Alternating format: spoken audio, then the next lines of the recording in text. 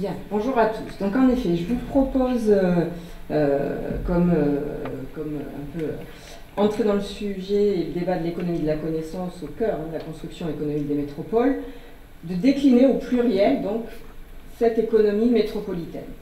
Parce qu'évidemment, il n'y a pas une économie des métropoles, mais il y a des économies métropolitaines.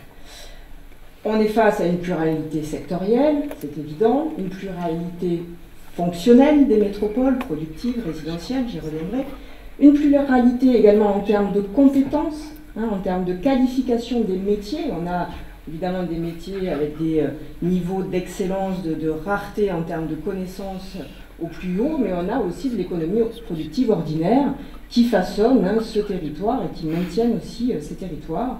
Et puis dernière chose, ça fera un peu écho à ce que nous disait Alain en introduction, on est aussi sur une pluralité, une diversité des territoires qui constituent ces métropoles, mais aussi qui participent à leur construction et à leur rayonnement. Donc en 20 minutes, on va essayer un petit peu justement de voir à quel point l'économie de la connaissance est certes nécessaire, c'est un pilier important, c'est pas, mon propos n'est pas de la minimiser, donc c'est des choses de nécessaires, mais ce n'est pas suffisant pour comprendre le fonctionnement économique des métropoles, pour agir, pour gouverner, pour mettre en place des stratégies de développement économique sur ces territoires. Bien, donc je vous propose un propos structuré autour de 3 questions simples. Tout d'abord, je vais aller trop vite. Donc structuré autour de 3 questions simples. Tout d'abord, donc le poids, ce que représente cette économie de la connaissance dans les grandes agglomérations françaises. Deuxième point, c'est de vous dire pourquoi je me permets de dire qu'elle n'est pas suffisante. Et puis de finir évidemment avec un troisième point sur des perspectives, des propositions pour penser peut-être le développement de ces territoires un petit peu différemment. Donc le premier point, repenser, non pas repenser, mais mesurer le poids de l'économie de la connaissance dans ces grandes agglomérations. Donc pour faire cela, je suis repartie donc des travaux qui ont été cités par Elisabeth, c'est-à-dire ceux de Laurent Davzy, sur cette théorie de la base revisitée, pour essayer d'y introduire la notion d'économie de la connaissance. Alors, rapidement, donc la théorie de la base, c'est cette théorie qui nous dit que les économies locales peuvent se décomposer en 2 grands secteurs. Des secteurs basiques qui permettent de capter les richesses à l'extérieur, et les secteurs, alors qu'on appelle domestiques dans la théorie, que l'INSEE appelle présentiels pour ceux qui manient un petit peu ces bases de données. Donc, cette économie présentielle ou domestique répond à la demande locale. Donc, on a une grande famille d'économies, 2 types d'économies. Une économie basique qui capte les richesses à l'extérieur, une économie domestique qui permet à cette richesse de circuler dans les territoires. L'économie, les bases économiques des territoires ont été largement étudiées, que ce soit par Laurent Davzy ou moi-même, puisqu'on travaille souvent ensemble. Donc ces bases économiques, on a distingué 4 familles. Les bases productives, il s'agit donc des activités de production, produire des biens et services en vue de les exporter. Deuxième famille, la base ou l'économie résidentielle, c'est ce qui a fait évidemment le succès de ces travaux, c'est de mettre en lumière cette économie-là. Donc une économie résidentielle qui s'appuie donc sur des flux de revenus, sur des richesses que captent les territoires indépendamment de leur capacité productive. C'est les dépenses touristiques, c'est les salaires des navetteurs, des gens qui habitent dans le territoire mais qui ne travaillent pas, ce sont les retraites. Base publique, l'ensemble des traitements de la fonction publique, base sociale et sanitaire, l'ensemble des revenus de transfert. Il n'y a pas d'économie de la connaissance dans cette clé de lecture, dans cette théorie-là. Donc j'ai essayé de l'introduire. Et c'est pas si simple, car l'économie de la connaissance, finalement, on peut la retrouver dans la base productive, évidemment, produire des biens, des services, les exporter. On peut la retrouver naturellement dans la base publique, puisqu'une grande partie de l'économie de la connaissance, on a cité l'université, sont du registre du secteur public. On peut la retrouver en partie dans l'économie résidentielle, parce que parmi ces navetteurs, ces actifs qui bougent, il y a beaucoup de gens et de cadres qui travaillent dans cette économie de la connaissance. Bref, donc il fallait avoir un peu une lecture transversale de cette approche des bases économiques. Donc c'est ce que j'ai essayé de faire dans un premier temps, hein, de ce travail sur Grenoble, en comparant Grenoble par rapport aux autres métropoles. Alors voilà les résultats obtenus. Donc j'ai travaillé à l'échelle des aires urbaines françaises. Là, il s'agit des plus grandes aires urbaines françaises. Et donc en 2009, hein, vous voyez qu'on a des parts très variables de ce que représente l'économie de la connaissance dans les bases économiques. C'est-à-dire ce secteur, le poids de ce secteur dans les richesses que créent ou que captent les grandes aires urbaines françaises. Paris, largement en tête, hein, ou l'Île-de-France, largement en tête. On le retrouvera aussi dans les chiffres que nous montrera Maurice Catin dans la deuxième présentation. L'Île-de-France, évidemment, largement en tête, avec 25% de la base économique des richesses créées, captées par l'Île-de-France, qui est donc liée à cette économie de la connaissance. Très vite derrière, Toulouse, et celle qui m'intéressait particulièrement, évidemment, Grenoble. Donc Toulouse, on est à peu près à 21%, Grenoble, on est à 19% de la base économique qui est liée à cette économie de la connaissance. Dans le cas de Grenoble, j'ai pu creuser, détailler beaucoup plus ces différents types de richesses, puisque c'était le territoire étudié. Donc je suis aussi allée chercher des chiffres sur ce qu'apportaient les étudiants qui venaient étudier donc, à Grenoble, et donc ça permet d'obtenir un chiffre donc, de 21% de ces richesses constituées, appuyées sur l'économie de la connaissance. Pour introduire cette économie de la connaissance, je ne l'ai pas dit, je me suis basée donc sur, en effet, la nouvelle nomenclature de l'INSEE, qui est celle des fonctions métropolitaines, en prenant donc, dans ces différents flux de revenus, cette entrée par les cadres des fonctions métropolitaines. Donc là, on est sur une approche où les flux de revenus sont privilégiés par rapport à une analyse qui serait celle des stocks, par exemple, d'emploi. Hein, c'était tout l'intérêt aussi de ces travaux sur la base, la théorie de la base revisitée, c'était de réintroduire ou d'introduire vraiment au cœur de l'analyse le concept de flux, de mobilité, pour être en phase évidemment avec la société et la réalité d'aujourd'hui pour nos territoires.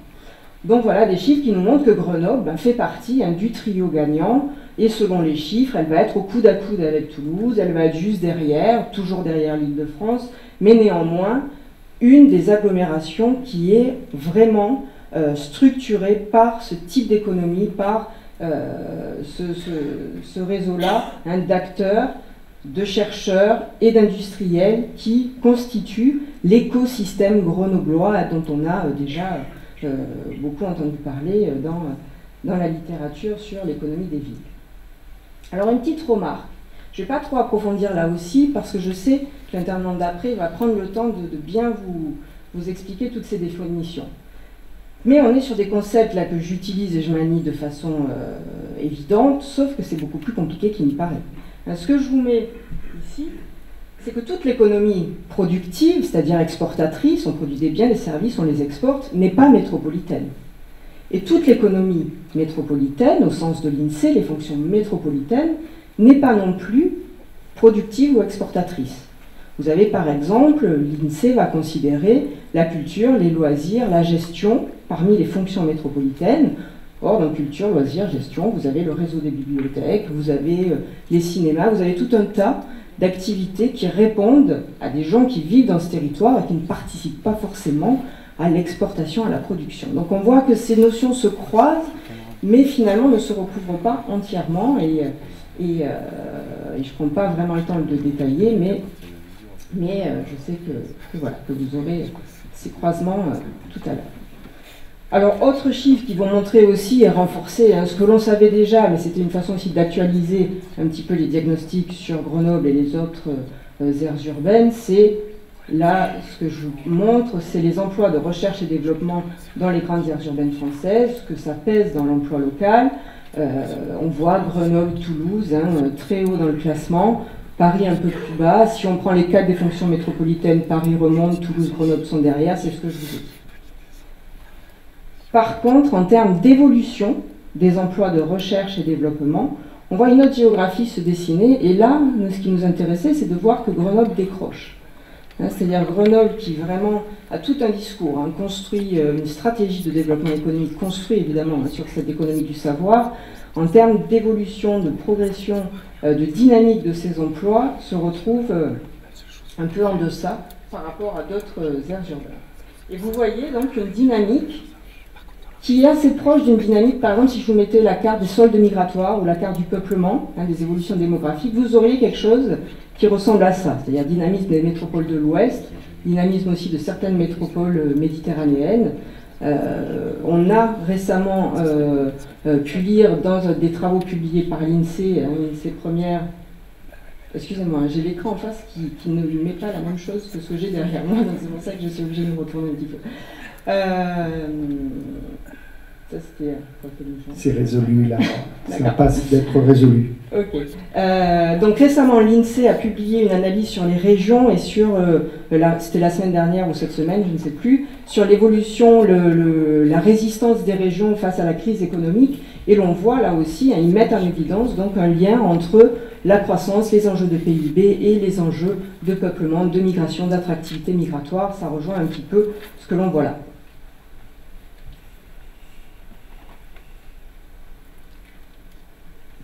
Monsieur. C'est ça de passer en premier. Alors, je reprends. Bien. Donc, un état des lieux où Grenoble, clairement, confirme son statut de technopole, avant même de pouvoir parler de métropole, de technopole, où cette économie donc joue un rôle majeur. Alors là, c'est le basculement vers la deuxième question, le deuxième temps de ma présentation, où l'idée c'est de vous dire, ok, l'économie de la connaissance, c'est structurant, à Grenoble en plus, c'est quelque chose de très important, mais c'est nécessaire, mais c'est pas suffisant. Alors j'ai repris une phrase d'Elisabeth, qui avait été publiée donc, dans la revue Urbanisme, un numéro qui avait été consacré au lancement du programme POPSU 2, dans laquelle elle nous dit, tout à fait à juste titre, et je la reprends souvent, cette phrase dans mes présentations du programme POPSU, donc elle nous dit qu'en effet, considérée comme un fondement essentiel de la croissance économique, l'économie de la connaissance est donc rapidement apparue comme un vecteur essentiel du développement territorial. Et c'est évidemment là que le cas grenoblois était tout à fait intéressant à étudier, parce que si c'est un facteur de croissance, ce n'est pas un facteur suffisant pour le développement, cette économie. Parce qu'à Grenoble, on est en tête de tous les classements, vous l'avez vu apparaître, 5e ville classée au monde en termes d'innovation, si on regarde le nombre de brevets déposés. C'est pas rien, c'est un vrai indicateur d'innovation. Grenoble est 5e au monde, là, dépasse les autres villes françaises. Pourtant, ce que je vous mets là en vert, c'est que les autres indicateurs à Grenoble, force est de constater qu'ils ne sont pas terribles. Que ce soit en termes d'évolution de l'emploi, évolution du revenu, évolution de la population, attractivité migratoire, taux de pauvreté, taux de chômage, résistance à la crise économique, Grenoble décroche.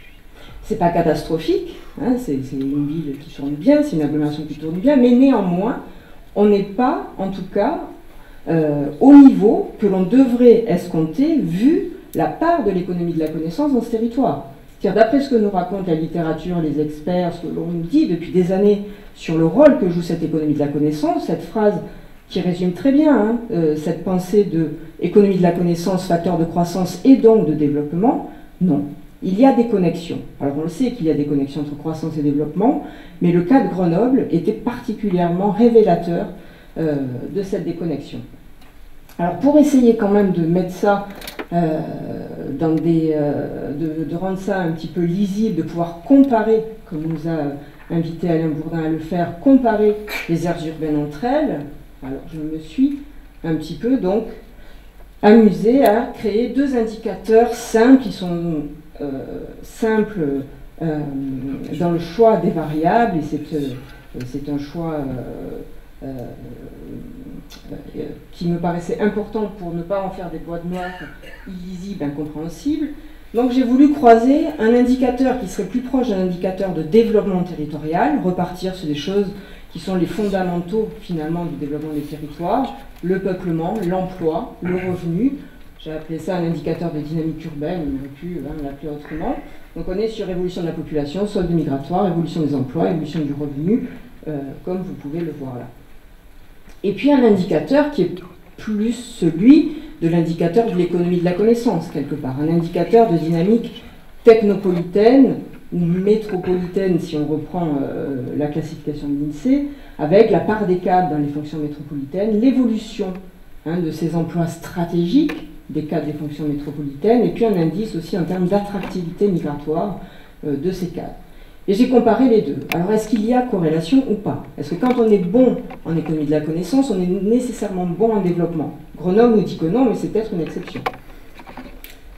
Voilà les cartes de ces deux indicateurs. Alors, l'indicateur de dynamique urbaine, vous voyez, on retrouve le dynamisme des villes de l'ouest, du sud, mais aussi de Lyon, Chambéry, Annecy, etc.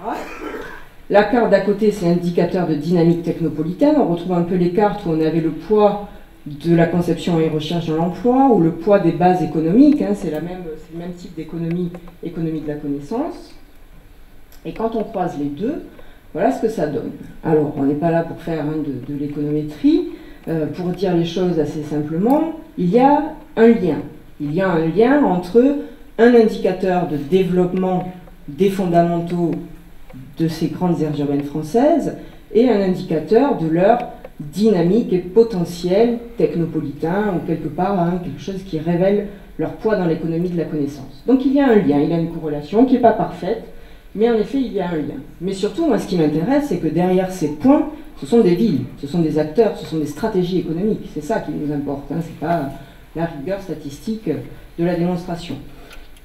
Et ces villes, là où elles sont placées, c'est intéressant. C'est-à-dire que vous avez, sur ce modèle que je vais petit à petit vous proposer d'appeler productif ou résidentiel, vous avez les villes quelque part de la double peine. C'est Douai-Lens, c'est Saint-Étienne aussi qui est en train vraiment de changer son profil, mais qui reste une ville où à la fois en termes de dynamique, de développement, dynamique urbaine et dynamique technopolitaine, on est quand même très en bas du classement des métropoles françaises. Tout en haut, on a ces grandes agglomérations dont on nous parle tout le temps et qui fonctionnent bien, en tout cas si on en croit la dynamique économique, sociale, si on en croit la façon dont elles ont su surmonter la crise économique. C'est Rennes, c'est Toulouse, c'est Nantes, c'est Bordeaux, c'est Montpellier.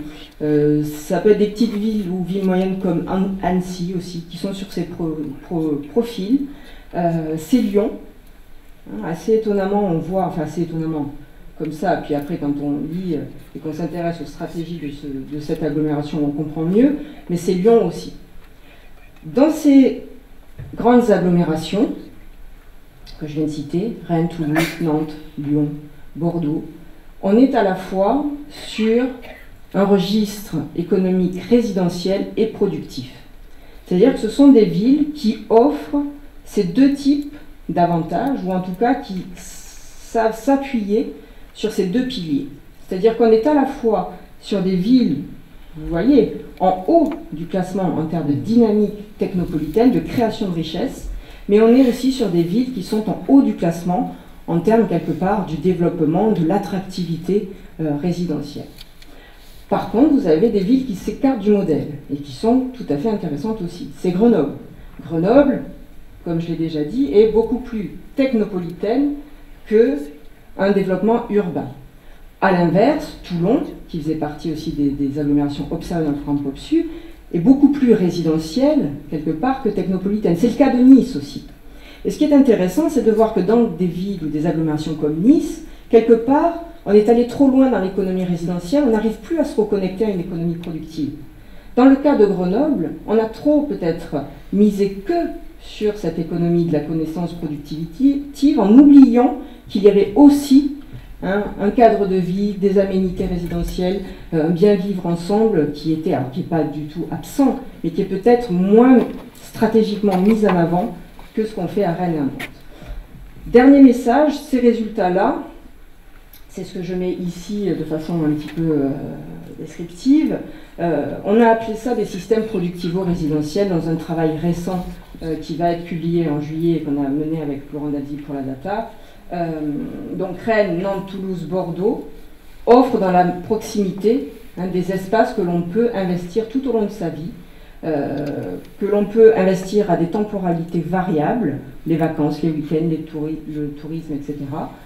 Ce n'est pas seulement une dotation géographique a priori. Ce qui est important de comprendre, c'est que derrière, il y a une véritable stratégie de développement économique pour piloter en ce sens ces territoires. Ce qui me semble important, c'est justement aujourd'hui de penser, de construire et de gouverner les métropoles comme des systèmes productivo-résidentiels performants, cohérents, en ne tournant pas le dos à leur interland. C'est-à-dire qu'on a pu montrer justement dans ces travaux qu'il y avait une réciprocité. L'enjeu, ce n'est pas un enjeu d'égalité territoriale. Construire les métropoles avec ces territoires dedans et autour, ce n'est pas un enjeu d'égalité. C'est même pas un enjeu de solidarité, c'est un enjeu de réciprocité territoriale. C'est-à-dire que ce qui compte, c'est de bien comprendre que chaque partie doit être au service du développement du tout. C'est vraiment cette idée de valeur ajoutée réciproque, cette idée de 1 + 1 = 3, entre des métropoles, des territoires qui constituent la métropole et leur interland, qui me paraît aujourd'hui les clés de lecture importantes pour la suite. Je sais que mon temps est fini. Merci.